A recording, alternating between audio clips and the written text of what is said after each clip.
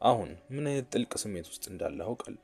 በቃ እሷ ዋጋ እንድትከፍል ብቻ ነው የምፈልገው እያልክ ያ የጎዳችህ ጉዳት፣ የናቀችህ መንገድ፣ ያ የረገጠችው ፍቅርህ በውስጥህ እንደ እሳት ይነዳል።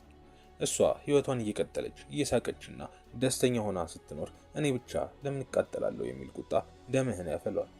እሷም ያ ስሜትህና ህመምህ እንዲሰማት የተማመነችበት ነገር ሁሉ ሲፈርስ እንድታይ እናም እግርህ ስር ወድቃ ይቅርታ አድርግልኝ ብላ እንድትለምንህ ትፈልጋለህ። ነገር ግን አንድ እውነት ልንገር፣ በእውነት አንድ ሴት ዋጋ እንድትከፍል ማድረግ የሚቻለው እንዴት ነው ብለህ ጠይቀህ ታውቃለህ? አብዛኞቹ ስሜታቸው የተጎዳ ወንዶች ዋጋ እንድትከፍል ማድረግ ሲባሉ የሚያስቡት እጅግ ደካማ የሆነውን መንገድ ነው። ይደውሉና ይሳደባሉ፣ ሚስጥሯን ያወጣሉ፣ አሊያም ደግሞ ያላንቺ ህይወት የተብላሸ ብለው በጭቅጭቅና በቁጣ ሊበቀሏት ይሞክራሉ። ነገር ግን ያንን ስታደርግ እሷ ምን እንደምታስብ ታውቃለህ? እሷ የምታስበው ትክክለኛ ውሳኔ ነው የወሰንኩት፣ ይሄ ሰው እብድ ነው፣ ደካማ ነው፣ ስሜቱን መቆጣጠር የማይችል ልጅ ነው ብላ በወሰደችው እርምጃ የበለጠ ትተማመናለች። ንዴትህ፣ ቁጣህና እሷን ለማስቀናት የምታደርገው ጥረት ሁሉ እሷ ዋጋ እንድትከፍል ያደርጋት። ይልቁንም ያንተን ድካም ቁልጭ አድርጎ ያሳያታል። እውነተኛ ዋጋ ማስከፈል ግን በመጮህ ወይም በድራማ አይመጣም። ሴት ልጅ ዋጋ እንድትከፍል ማድረግ የምትችለው እሷ ካንተ የወሰደችውን ቦታ መልሰህ ስትነጥቃት ነው። እሷ ያመጣችው ትልቅ ድፍረት እሱ እኔን ተክቶ ሌላ ህይወት መኖር አይችልም የሚል እምነት ነበር።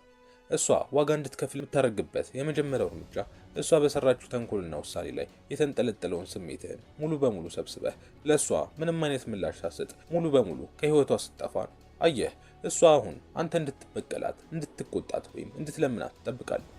አንተ ግን ያንን ምንም ሳትሰጣት ልክ ህይወትህ ውስጥ ኖራ እንደማታውቅ ሰው ሙሉ በሙሉ ፊትህን ስታዞርባት ያኔ ነው የመጀመሪያው ድንጋጤ ድንጋይ አይምሮዋ ውስጥ የሚወድቀው።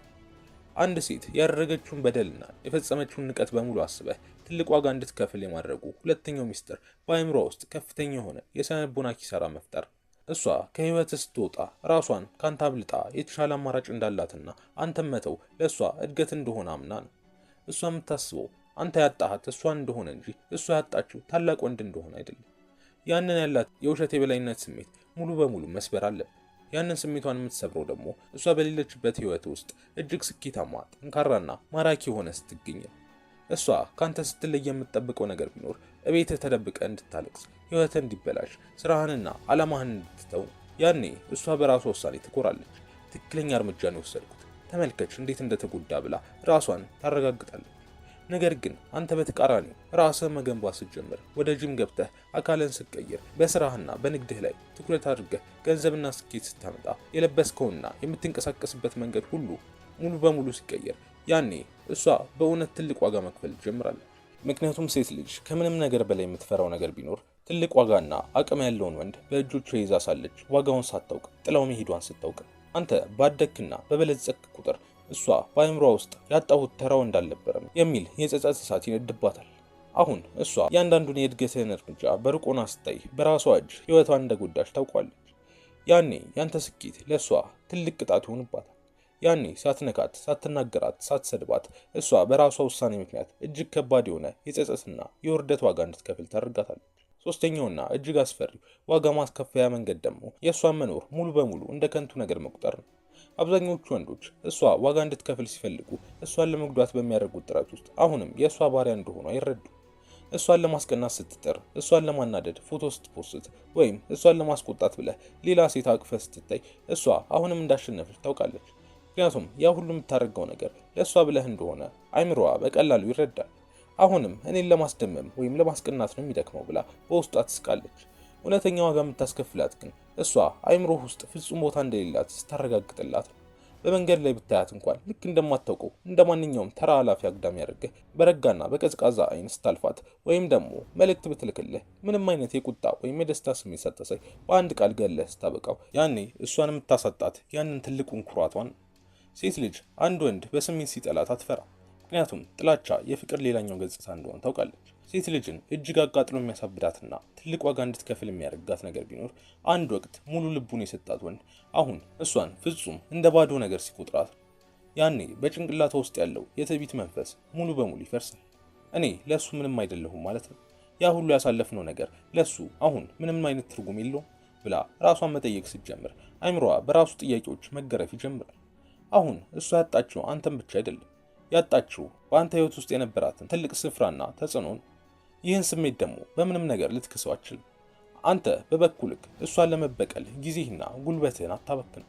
ይልቁንም በጸጥታና በቅዝቃዜህ ብቻ የወሰደችውን የተሳሳተ ውሳኔ እያሰበች በየቀኑ አይምሮዋ ዋጋ እንድትከፍል ያደርጋታል። ይህ ሂደት ግን አንተን ራስህን እንድትቀይር ይጠይቃል። ብዙ ወንዶች እሷ ዋጋ እንድትከፍል ይፈልጋሉ። ነገር ግን ራሳቸውን ለመቀየርና ጠንካራ ለመሆን የሚጠይቀውን ዋጋ መክፈል አይፈልጉም። አሁንም በየቀኑ ስልክህን እየተመለከትክ እሷ ያለችበትን ቦታ እያጠና እና በእሷ አዲስ ህይወት እየተቃጠልክ እሷን ዋጋ እንድትከፍል ማድረግ አትችልም። ምክንያቱም እሷን ለመበቀል በሚያቃጠልህ እሳት ውስጥ መጀመሪያ እየተቃጠልክ ያለው አንተ ራስህ። እሷ በእውነት ዋጋ እንድትከፍል ከፈለክ መጀመሪያ ያንን እሳት አጥፋ። እሷን ለመጉዳት ብለህ ሳይሆን ለራስህ ስትል ራስህን ገንባ። እያንዳንዱ ወደ ጂም የምትሄድበት ቀን፣ እያንዳንዱ በስራ ላይ ጠንክረህ የምታድርበት ምሽት፣ እያንዳንዱ አዲስ እውቀት የምትገበይበት ቅጽበት ለእሷ የተዘጋጀ ትልቅ የስነ-ልቦና ወጥመድ። አንተ በራስህ ዓለም ውስጥ ስትበለጽግ ስትራመድ፣ እሷ ግን በሰራችው ስህተት ህሊናዋ እየተወቀሰ በሩቅ ታያለች። እሷ ካንተ ርቃ በሄደች ቁጥር ያጣችው ወንድ ምን ያህል ታላቅ እንደሆነ በግልጽ እየታያት ይመጣል። ያኔ እሷ ራሷን መጠየቅ ጀምራለች። እኔ ምን አደረግኩ? ለምን እንደዚህ አይነት ወንድ ትቼ? ይህ ጥያቄ አእምሮዋ ውስጥ ሲመላለስ ያንተ ዝምታና ስኬት መልስ ይሆንባታል። አሁን እሷ እግርህ ስር ወድቃ ይቅርታ ብትጠይቅህ እንኳን አንተ ቀድሞ የነበርከው ደካማና የሚለምን ወንድ አይደለም። አንተ የራሱን ዋጋ ያወቀ፣ ስሜቱን መቆጣጠር የቻለና እሷን ሙሉ በሙሉ የተሻገርክ ወንድ ነው። ይህ ደግሞ ለአንዲት ሴት ለመቀበል እጅግ ከባድና አሰቃቂ የሆነ እውነት ነው። በራሷ እጅ ያጣችውን ትልቅ እድል እያሰበች በየቀኑ በጸጸት እሳት ውስጥ እንድትኖር የሚያደርጋት ትልቁ ዋጋ ይህ ነው። ይህ የስነ-ልቦና ጫና እሷ ላይ እየጨመረ ሲሄድ እሷ ዝም ብላ አትቀመጥም። ያንን ያጣችውን የበላይነት ስሜት መልሳ ለማግኘት አሁንም በአንተ ላይ ተጽዕኖ ማሳደር እንደምትችል ለማረጋገጥ የተለያዩ ሙከራዎችን ማድረግ ትጀምራለች። ሳታስበው በጓደኞቿ በኩል ወሬ ልታመጣ ትችላለች። ወይም ሶሻል ሚዲያ ላይ የጻፍከውን ነገር ስለ እኔ ነው የጻፈው ብላ ልትገምት ትችላለች። እንዲያውም አንዳንዴ ገደብ አልፋ አዲስ ህይወት እንደጀመረችና እጅግ ደስተኛ እንደሆነች ለማስመሰል ድራማዎችን ልትሰራ ትችላለች። አብዛኛው ወንድ እዚህ ጋር ይሸወዳል። እሷ አዲስ ሰው ጋር ስትታይ ወይም ደስተኛ ሆና ስትቀርብ አይምሮ ይበጠበጣል።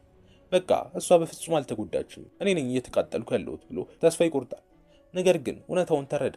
ይህ ሁሉ ድራማ እሷ በውስጧ እያጋጠማት ያለውን ትልቅ ባዶነት ለመሸፈን የምታደርገው ጥረት። እውነተኛ ደስተኛ የሆነች ሴት ራሷን ለማስረገጥና አንተን ለማስቆጣት ድራማ አሰራ። አንተ ግን ያንን ጨዋታዋን ሙሉ በሙሉ ሳትቀበለው ስትቀር ያሳየችውን ድራማ እንዳላየህ አድርገህ ህይወትህን በሰላም ስትቀጥል፣ ያኔ ነው እውነተኛው ውድቀት በእሷ ላይ የሚመጣው። ያዘጋጀችው ወጥመድ በራሷ ላይ ይገለበጥባታል።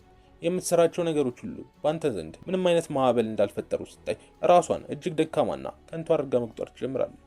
አንተ ለእሷ የሚሆን ምንም አይነት ስሜት የለህ፣ ንዴት የለህ፣ በቀል የለህ፣ ሀዘንም የለህ። ያለህ ነገር ቢኖር ፍጹም የሆነ የውስጥ ሰላምና በራስ መተማመን። እሷ ዋጋ እንድትከፍል ያደረገው ትልቁ ዋጋ እሷን በመጥላት ሳይሆን እሷን ሙሉ በሙሉ ዋጋ ቢስ በማድረግህ ነው። አሁን እሷ በአንተ ህይወት ውስጥ ምንም አይነት ቦታ የላት። እሷ በራሷ የሰራችውን ስህተት እያሰበች በራሷ እጅ ያጠፋችውን እድል እያየች በጸጸት ውስጥ እንድትኖር ማድረግህ ነው ትልቁ የበቀል ውጤት። አሁን በጉዞ አጋማሽ ላይ ነህ።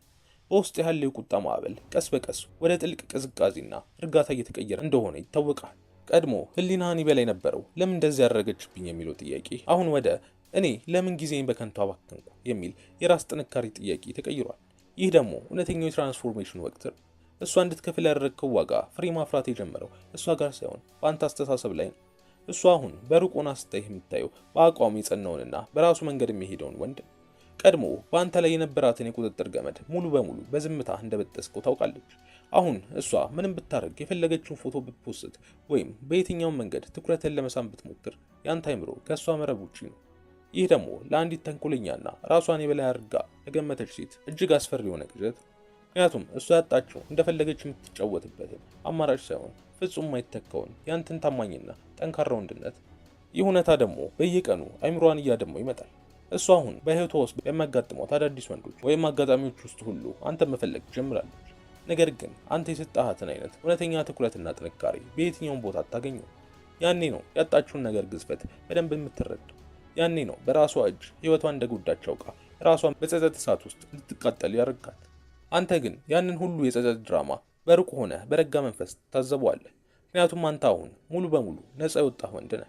እናም ይህ ጉዞ እሷን ዋጋ የማስከፈል ወይም በጸጸት እንድትቃጠል የማድረግ ጉዳይ ብቻ እንዳልሆነ ሙሉ በሙሉ ይገባሃል። ትልቁ እውነት የሚመጣው እሷን በመበቀል ውስጥ ሳይሆን ራስን መልሰ በማግኘት ውስጥ ነው። ቀድሞ እሷ ዋጋ እስክትከፍል ያናድድህ የነበረው ያ እሳት አሁን ራስህን የገነባህበትና አዲስ ጠንካራ ወንድ ሆነህ የወጣህበት ታላቅ መለወጫ ሆኖልሃል። እሷ በሰራችው ስህተት፣ በናቀችህ ንቀትና ባሳየችህ ዝቅታ ምክንያት አይምሮዋ በጸጸት ሲገረፍ፣ አንተ ግን ከእሷ ዓለም ሙሉ በሙሉ ነፃ ወጥተሃል። እውነተኛውና ትልቁ የበቀል ፍጻሜ የሚመጣው እሷ ዋጋ እንድትከፍል የምታደርገውን ጥረት እንኳን ሙሉ በሙሉ ስትተው ነው።